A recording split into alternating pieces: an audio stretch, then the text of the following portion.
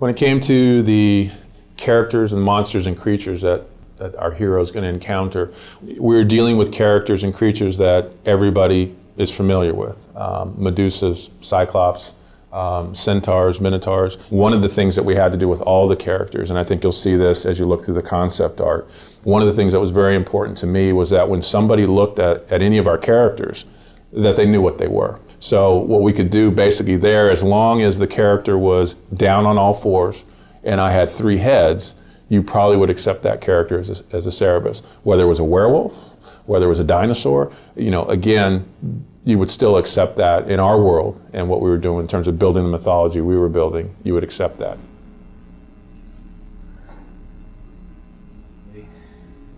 As far as a game creature is concerned, mostly what was fascinating me was the deep sea creatures and how freaky they look. And I was trying to pull up on some of that, and did a number of different types of hydras.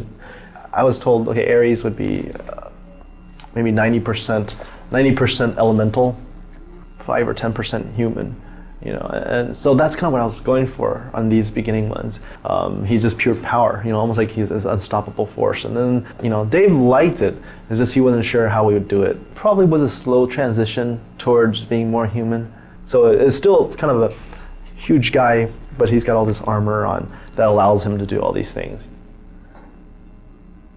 So the idea was, again, to move a character into something that, again, would be a little bit more in the horror direction. And again, what it allowed us to do was get characters that were still reminiscent of what they were supposed to be in Greek mythology, but were uniquely ours. So once we started moving in that direction, again, it opened up a whole new kind of avenue of ways to explore those characters.